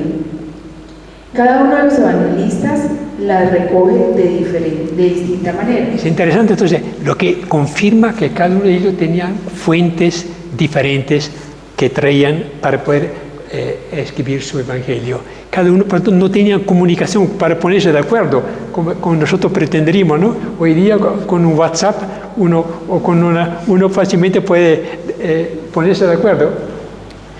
Aquí están los 3, lo que yo ya le dije. Marcos nos informa. Marcos, el rey de los judíos. Mateo, este es Jesús, el rey de los judíos. Lucas, el rey de los judíos es este. Juan, Jesús el Nazareno, el rey de los judíos. Por eso que la palabra INRI, Jesús Nazareno, rey de los judíos, IRNI, que eso no se utiliza para abreviar, para que nadie lee. Sí. Pero la leyenda, el título tenía que estar bastante grande para que los que pasaban por ahí lo pudieran leer, enterándose de cuál fue la causa por la cual este condenado estaba crucificado. Entonces era un tabelón grande. Leamos a continuación, ya tenemos bastante información sobre esto. 2 bandidos o malhechores. A ver qué dicen los estudiosos. Marcos, y con él crucificaron a 2 bandidos. Mateo, entonces son crucificados con él 2 bandidos. ¿Que no hayan cerrado? No. Bueno. Con él 2 bandidos, sí, siga. En el camino hacia el Gólgota, sí. Prepara el episodio en que uno de ellos se va a burlar de Jesús y el otro hace una confesión de fe que le valdrá la recompensa eterna. Juan dice que una vez muerto Jesús, le fueron quebradas las piernas a los 2 bandidos, mas no a Jesús. Tal diferencia subraya un pasaje de la Sagrada Escritura relativa a Jesús. Isaías 52:12 dice: fue contado entre los sin ley. El Salmo 22:17 dice: una banda de malvados me rodea. ¿De qué delito estaban acusados los 2 bandidos? No lo sabemos. Eran bandidos. Ahora viene otro punto, palabra de perdón, aunque no está el título. Padre, perdónanos porque no saben lo que hacen. Forma parte de las 7 palabras que los evangelistas atribuyen a Jesús. Después de haber sido crucificado, Marcos y Mateo dicen que Jesús habló una sola vez, 3 veces en Lucas y 3 veces en Juan. Entonces uno se pregunta cuántas veces realmente Jesús habló, ¿no? Siendo que hay diferencias notables entre los 3 sinópticos y con Juan. Miremos lo que dicen cada uno de ellos. Dios mío, ¿por qué me has abandonado? En Marco y Mateo. Marco y Mateo. Padre, perdónanos porque no saben lo que hacen. En Lucas. En Lucas tengo en cuenta que es el evangelista de la misericordia, por tanto tenía que subrayar el perdón de Jesús a sus propios crucifixores. En verdad te digo, este día estarás conmigo en el paraíso. En Lucas. Padre, en tus manos pongo mi espíritu. Lucas. mujer, he aquí tu hijo, hijo, he aquí tu madre. En Juan, Sí. tengo sed, en Juan. Y está concluido en Juan. Mire, entonces hay 7 palabras, pero no hay un acuerdo entre los mismos evangelistas. ¿Qué tan razonable y verosímil es que Jesús, después de una flagelación tan brutal y después de un viaje tan difícil, aunque eran quién sabe cuántas cuadras para salir del pretorio hacia el Gólgota, tuviera todavía voz para poder decir todas esas palabras? Obviamente hay testimonios diferentes, ¿no?, que recogen los evangelistas. Nosotros los aceptamos como palabras verdaderas proferidas por Jesús en la cruz, pero no sabemos qué tan factible haya sido que Jesús hablara 7 veces desde este patíbulo. Ok, sigamos. Ni siquiera la última palabra pronunciada por Jesús antes de morir es la misma en Marcos, Mateo, Lucas y Juan. Funcionalmente se trata de 3 diferentes intentos de reflejar con una sola frase la visión última que tenía Jesús de su papel en el plan de Dios. ¿Quiénes son los que no saben lo que hacen? Perdónale porque no saben lo que hacen. ¿Quiénes son? ¿A quién se refería Jesús? Siga. Seguramente no son los jefes de los sacerdotes y de Israel que han escuchado tantas veces a Jesús y lo han rechazado. Ellos sabían perfectamente lo que estaban haciendo. Los sacerdotes, los escribas, sabían que era un complot para deshacerse de una persona que estaba fastidiándolos y haciéndose como hijos de Dios. Por lo tanto, a ellos no les llega el perdón de Dios. Perdonan a los que no saben quiénes son los soldados. Los soldados eran simplemente ejecutores de una sentencia. Sí, por lo tanto, a ellos, a los primeros, no les llega el perdón de Dios, pensamos nosotros. Siga. Sin embargo, se puede decir que no comprendieron lo que estaban haciendo, porque de haberlo comprendido, no hubiera mandado a matar a Mesías. ¿Será verdad? ¿Será que los sumos sacerdotes entendieron que estaban matando al Mesías, al que habían anunciado los profetas, habiendo visto los milagros de él? La palabra dice, y llegarán a pensar que hacen bien matándolos. Así también hay sí, pensando que harían una cosa grata a Dios matando a un profeta, etc. ¿no? Siga. Los soldados romanos son objeto de la súplica de Jesús, porque no sabían a quién estaban crucificando. Muy probablemente los soldados ni siquiera tienen idea. No tienen idea quién era este personaje a quien habían ultrajado de una forma brutal. Nos preguntamos, ¿por qué Marcos y Mateo habrían omitido esta plegaria que recoge Lucas? ¿Será que la consideraron demasiado favorable para los judíos responsables de haber entregado a Jesús a Pilato? ¿O fue Lucas o los copistas del Evangelio los autores de este bello pasaje? Sí, todas las hipótesis son valideras, ¿no? Muy bien. Sigamos ahora con la triple burla sufrida por Jesús. Los evangelios hablan que Jesús fue burlado, fue insultado a partir de la gente que pasaba ahí. Encontramos en Marco 15, 29 al 30 y Mateo 27, 39 que simples transeúntes judíos que al parecer no han tenido ningún trato con Jesús insultan al crucificado basados en lo que han oído hablar de él. Insultar o blasfemar es un verbo importante en Marco. Jesús fue acusado de blasfemar porque perdonaba los pecados, siendo esa una potestad exclusiva de Dios. Jesús fue condenado por blasfemia por haber dicho que era el Mesías, el Hijo del Bendito. el Hijo del Hombre que sería visto a la derecha del poder. Ahora, los que pasan al lado de la cruz blasfeman contra él, lo insultan moviendo la cabeza en son de burla. Oigan lo que dicen los textos. Mateo dice, ahora bien, los que pasaban blasfemaban contra él. ¿Qué explica la palabra blasfemar? Y diciendo, tú el que demueles el santuario, el templo, y entre días lo reconstruyes, sálvate a ti mismo, si eres hijo de Dios, y baja de la cruz. Igualmente también los jefes de sacerdotes, junto a los escribas ancianos,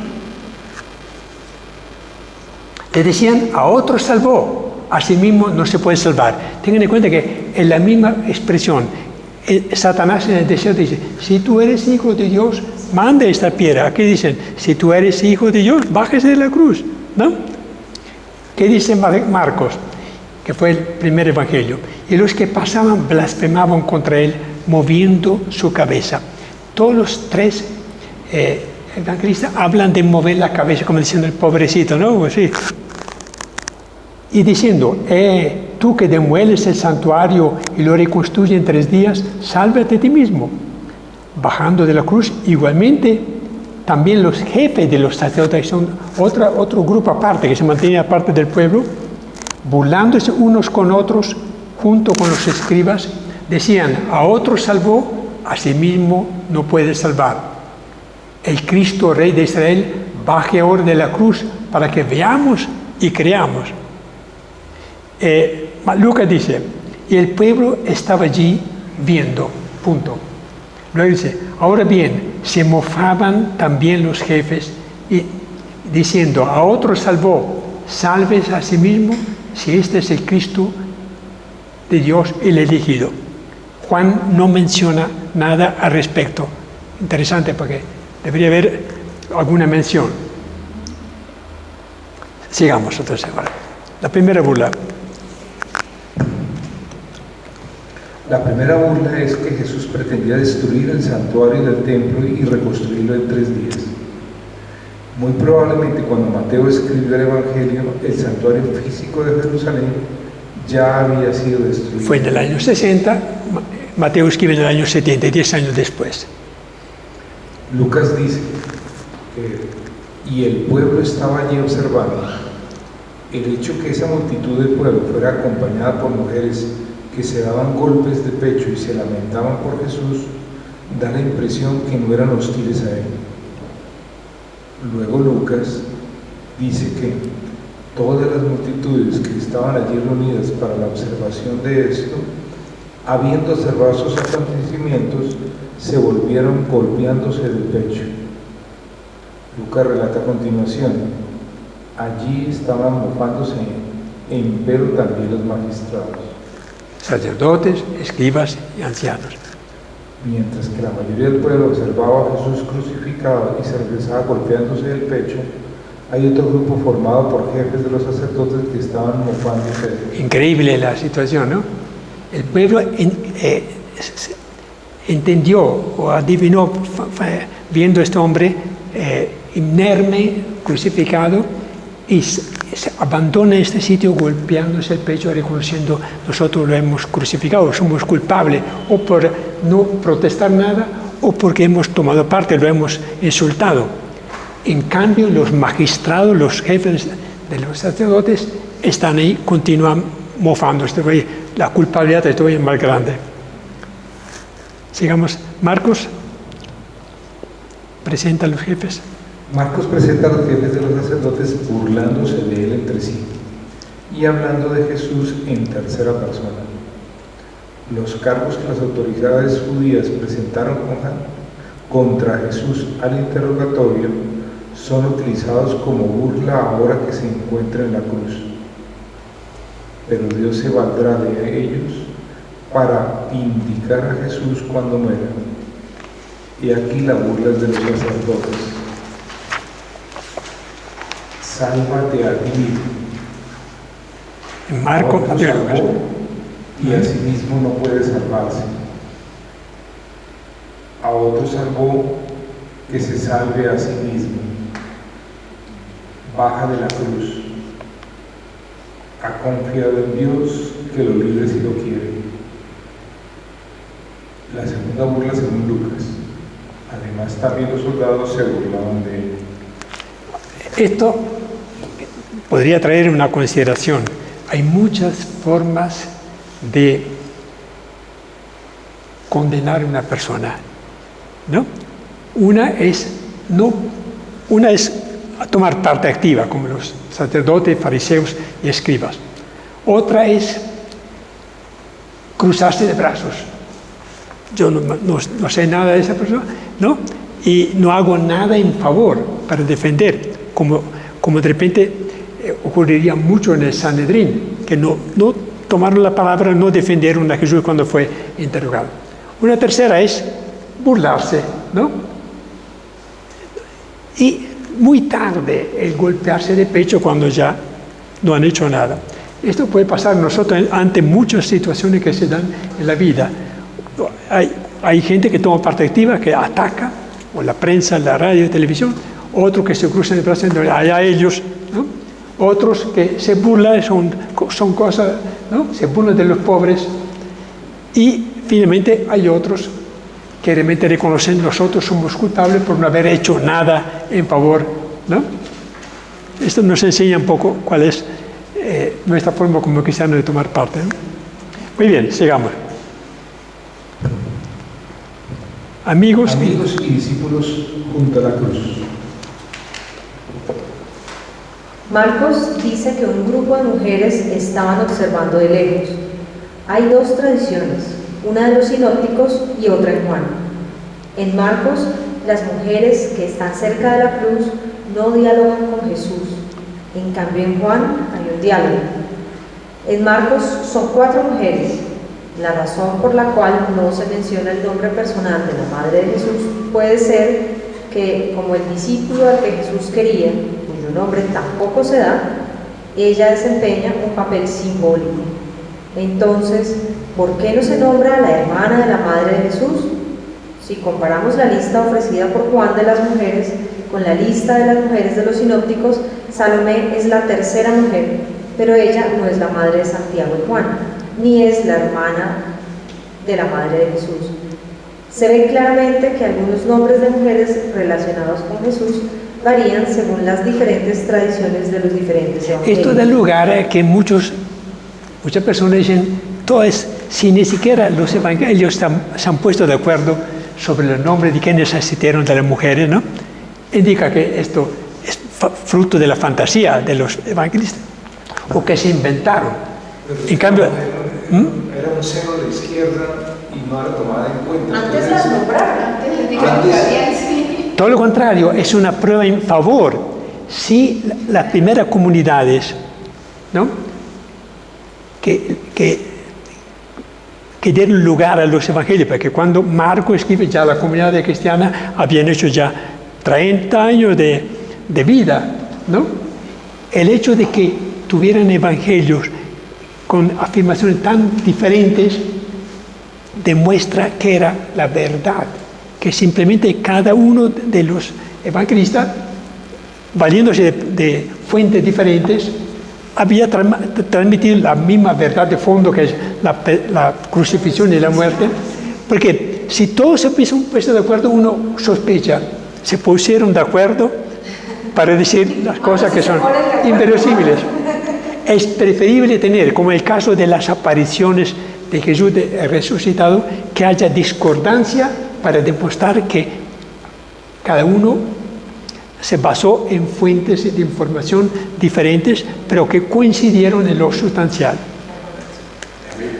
No solamente la fuente, sino la oportunidad o el momento en que fueron escritos los evangelios. También hay que tener en cuenta. 30 años después, Sí.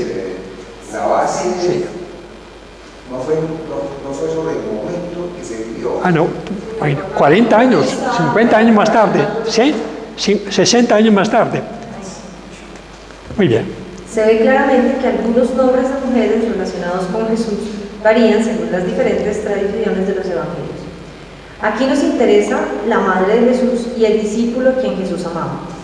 Extraña que Lucas, que menciona la presencia de María, la madre de Jesús, en Jerusalén, el día de Pentecostés, no la menciona entre las mujeres galileas, y si hubiese sabido que también ella estuvo presente en la crucifixión. Lucas es el evangelista que más menciona a María en el Evangelio. ¿Por qué no la colocó al pie de la cruz? Siendo que la colocó en el cenáculo en Pentecostés. Juan menciona a María, la madre de Jesús, a María de Cleope, la hermana de la madre de Jesús, a María Magdalena y al discípulo amado junto a la cruz. La tradición de las tres mujeres estaba bien arraigada en relación con la crucifixión. Marcos, como Juan, utilizó una tradición preevangélica más antigua. Después de la negación de Pedro, el único discípulo varón que lo ha seguido hasta la cruz es el que reaparece aquí. Tengan en cuenta que ¿quién introdujo a Pedro en el patio de los sacerdotes o de la casa de Caifás cuando él negó 3 veces a Jesús? Fue Juan, fue el discípulo a quien Jesús quería, que tenía cierta cual proximidad o cercanía con los sacerdotes. Entonces, se supone que el discípulo a quien Jesús quería introdujo a Pedro y lo dejó ahí, calentándose, ¿no? Porque era tarde. Entonces, esta persona tiene un papel importante, está al pie de la cruz. Bueno, sigamos. Solo Juan dice que ese discípulo fue el testigo ocular de la pasión y muerte de Jesús. Jesús empieza a ver a su madre y al discípulo. Él ve de cerca de estos personajes. En primer lugar, a su madre, a quien dirige la palabra. La última vez que supimos de ella fue en las bodas de Caná, antes que hubiese llegado la hora que le había asignado el Padre. La afinidad de este episodio con el de Caná es clara. Estos son los 2 únicos pasajes en que aparece la madre de Jesús. En ambos casos, Jesús se dirige a su madre llamándola mujer. Las palabras "mira a tu hijo" y "mira a tu madre" son una revelación de las voluntades de Jesús a punto de morir sobre 2 personas solo conocidas por su relación con él, su madre y el discípulo amado a quien Jesús amaba. Y eso crea una atmósfera testamentaria. Jesús con esas palabras establece una relación nueva. ¿Qué relación establece? San Agustín y Tomás de Aquino han visto en este episodio una manifestación de piedad filial. Al morir Jesús, está preocupado por el futuro de su madre y la deja al cuidado de su amigo más íntimo. Lo que indica que María no tenía otros hijos a quien Jesús hubiera tenido que confiar a su madre. Y estaba José. ¿Cómo se le ocurre confiarle a la madre a un amigo en vez que a sus propios? Lo que indica, María permaneció virgen aún después de haber dado luz a Jesús, ¿no? Porque si no, no habría razonabilidad. Ella deberá ser tratada por el discípulo como si fuera su propia madre. Pero eso es apenas una parte. Son muchos más los estudiosos que han aplicado un enfoque teológico para entrever la escena. La que aquí es llamada mujer fue equiparada a Eva, la mujer de Génesis 2:4.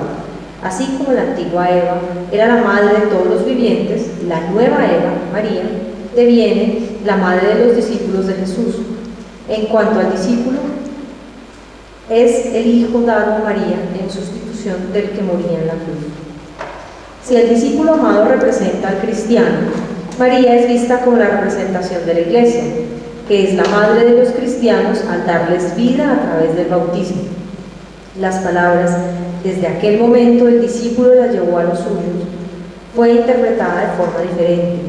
Se puede pensar que la mejor interpretación es que Juan, a partir de ese momento, llevó a María a su propio ámbito de discipulado, emparentando a su madre, familia natural, con el discípulo amado.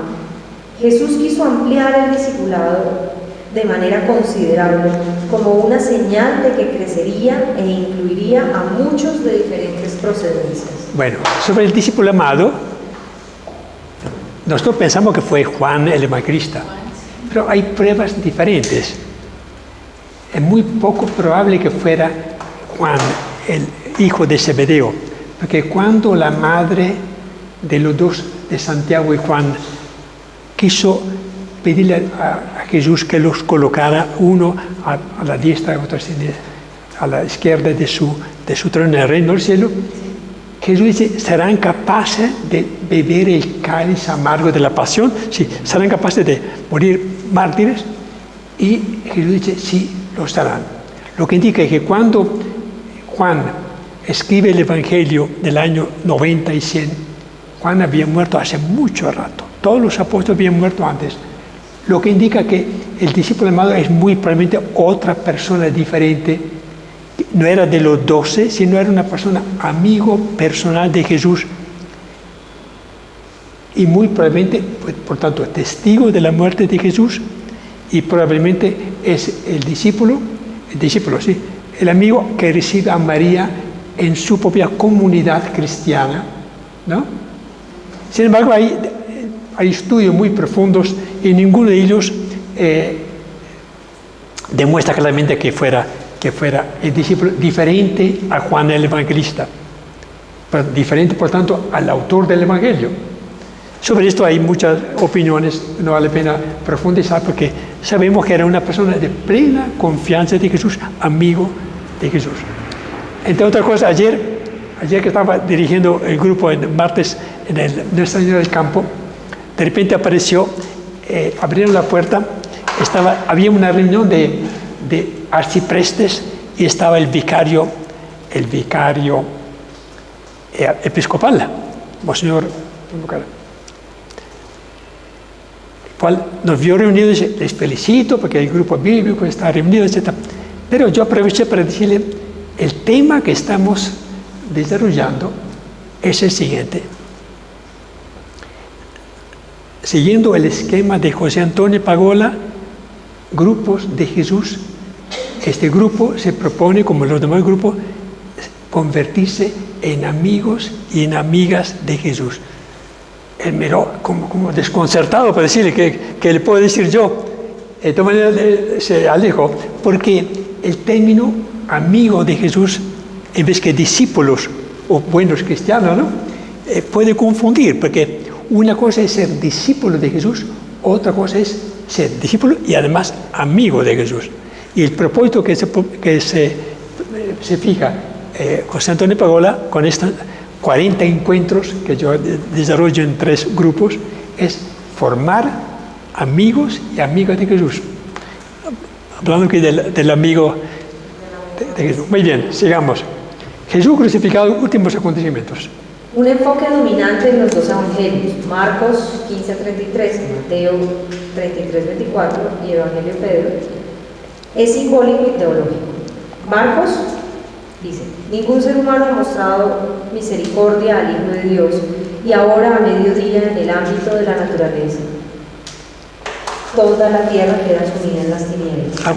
Leo el texto de la muerte de Jesús, para que miremos los diferentes enfoques. Mateo 27 dice, desde la hora sexta, que era mediodía, vinieron las tinieblas a toda la tierra hasta la hora nona, 3 horas, tinieblas. Hacia la hora nona, clamó a Jesús con gran voz, diciendo, Elí, Elí, lama sabactani, que es, Dios mío, ¿por qué me has abandonado? Algunos de los que estaban allí, oyéndolo decir, decían, llama a Elías.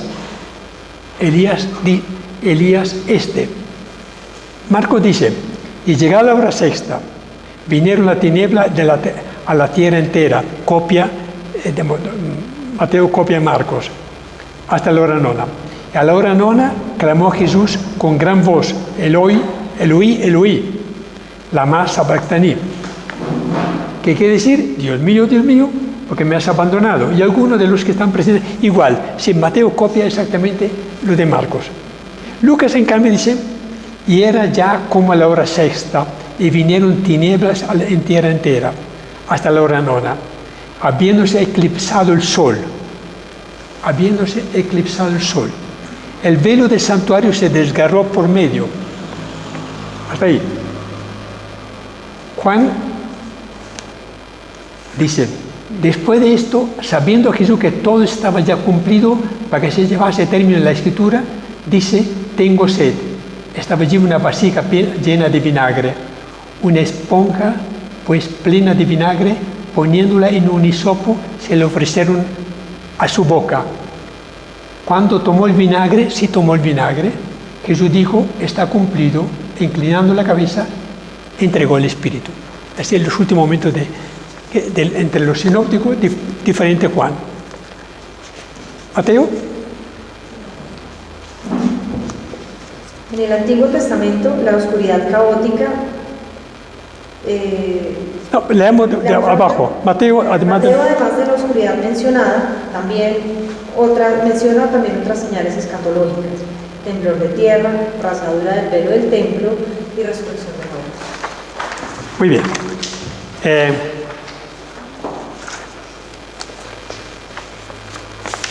Más adelante hemos omitido varias cosas que no, para no.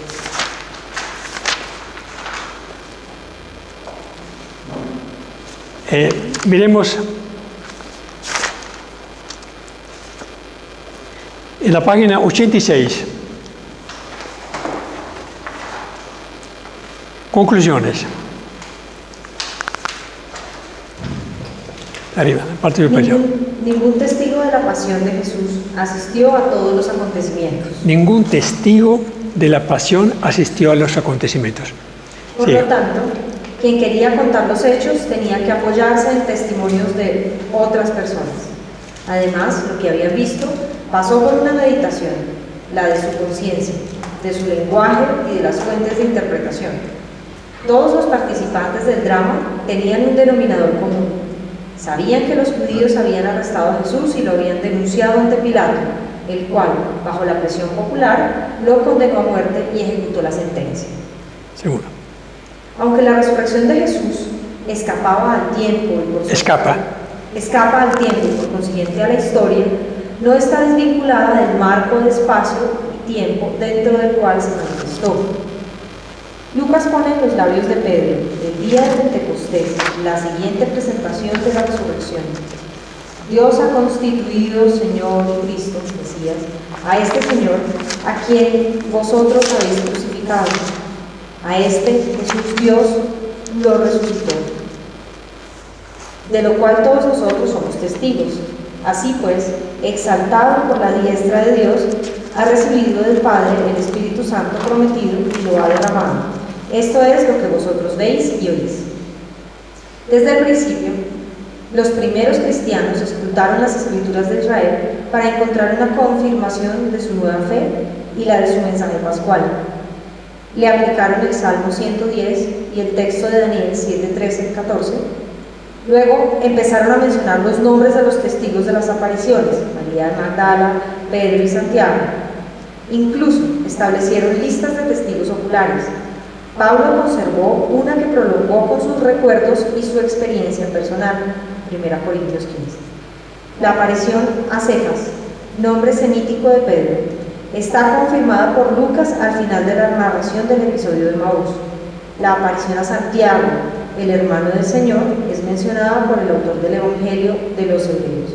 El Evangelio de Juan y el de Lucas narran varias apariciones. ¿Qué da a entender estas conclusiones? Que a pesar de que siento que ninguno de los escritores estuvo presente en la muerte de Jesús, la narración a lo largo del año 30 en que murió Jesús, hasta el año 67 en que aparece, hasta el año 54, cuando Pablo por primera vez fue el primero que habló de que Jesús fue crucificado, y luego en el año 67 Marcos, el año 70 al 80 Lucas y Mateo, el año 90 y 100 Juan, la narración de la muerte pasó por muchos filtros. Primero, la parte histórica, la fuente que tenía. En segundo lugar, pasó por una reflexión teológica. Ellos tuvieron que confirmar que lo que pasó en la cruz era el cumplimiento de profecías anteriores, de los salmos, de los profetas, ¿no? Trataron de buscar una relación directa entre el Antiguo Testamento, ante todo profetas y salmos, con lo que ocurrió realmente en esos días. Y tercero, la situación que estaba viviendo cada comunidad hacia la cual escribía el evangelista. Marcos de repente escribía en Roma, Lucas estaba escribiendo de repente desde Siria, desde Antioquía, Mateo en Siria, etc. Por lo tanto, el relato de la pasión y muerte de Jesús tuvo varios filtros que ocasionaron pequeñas diferencias en la propia redacción del texto, ¿no? Pero lo más importante es la sustancia es que Jesús fue acusado por el tribunal eclesiástico de ese tiempo.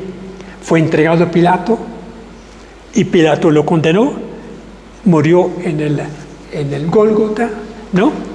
Y murió injustamente, ¿no? Etc. Determinar la exactitud de cada una de las afirmaciones es muy difícil, ¿no? Porque el criterio de los evangelistas no era describir una historia, un relato, era dar testimonio de su fe, ¿no? Y seguramente el relato de la pasión fue el primero dentro de cada uno de los evangelios. Marcos solamente empezó a escribir la pasión de Jesús y la muerte de Jesús antes de iniciar la descripción de los milagros, de las parábolas, de la controversia, ¿no? Porque era lo más reciente, lo más importante para ellos era que Jesús, el Mesías, el Hijo de Dios, había muerto, había resucitado. Y poco a poco fueron agregándole milagros, parábolas, episodios, ¿no? Y así surgieron los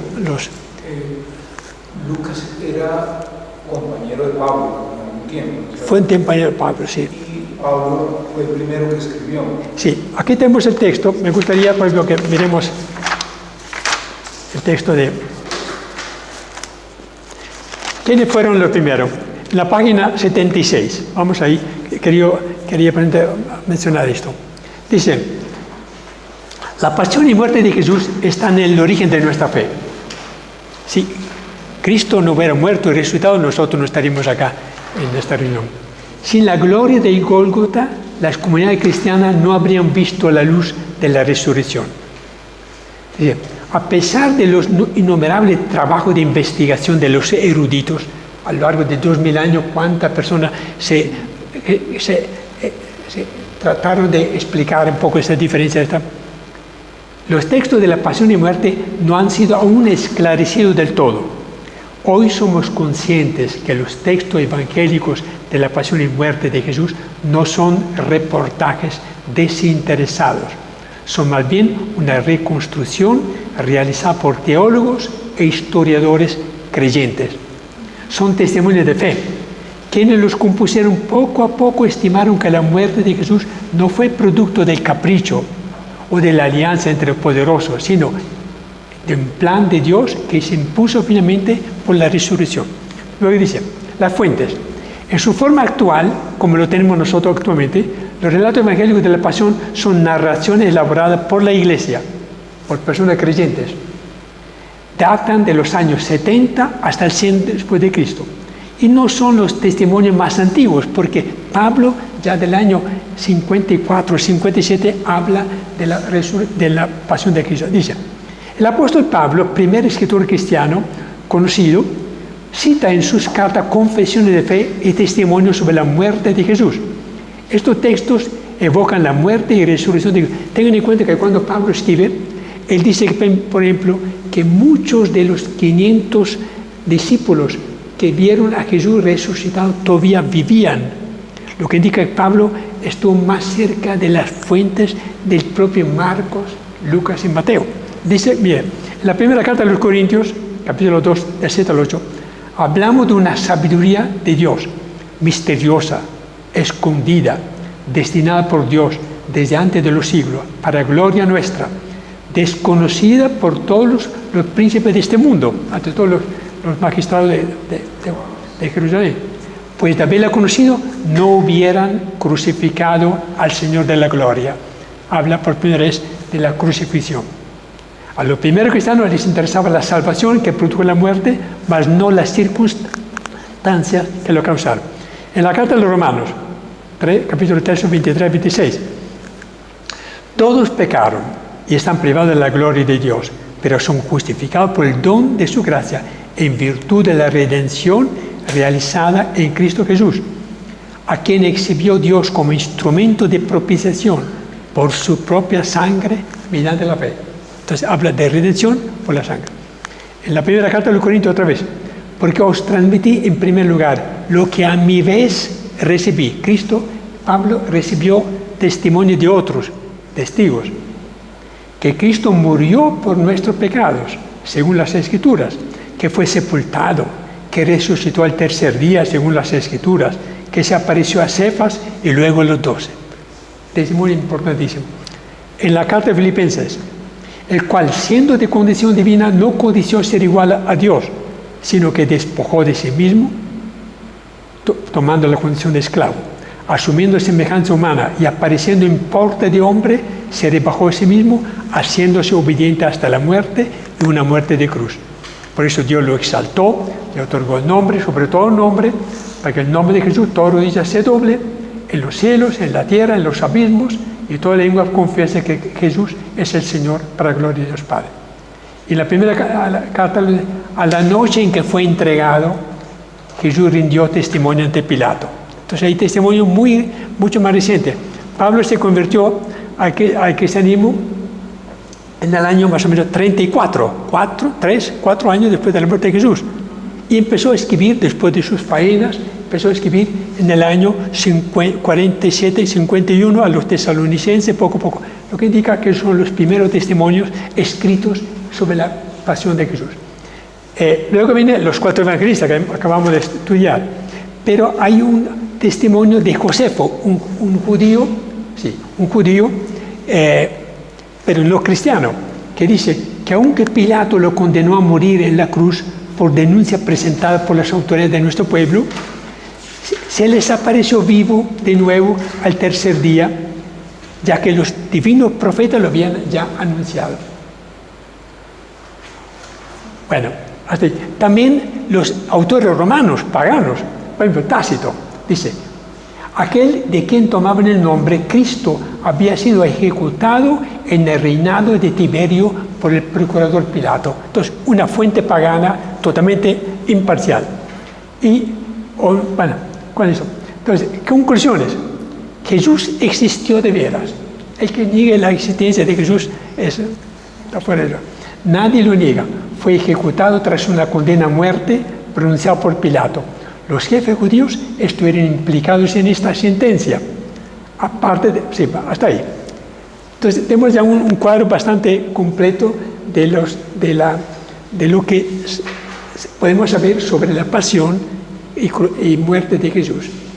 Entonces, cuando reanudemos nuestro estudio, ya damos un paso, vamos a hablar de la resurrección de Jesús. Ojalá que, no sé si tengo tiempo todavía la próxima semana de iniciarlo, pero de otra manera valía la pena que termináramos nuestro ciclo de encuentros con el hecho más importante, que es para nosotros la resurrección de Jesús de la muerte. Terminamos aquí hoy. Les recomiendo, si pueden adquirir este libro, Jesús de Nazaret, de la entrada de Jerusalén hasta la resurrección. Es valiosísimo. Gloria al Padre, al Hijo y al Espíritu Santo. Como era en el principio, ahora y siempre, por los siglos de los siglos. Amén. Al Padre, del Hijo y del Espíritu Santo. Amén.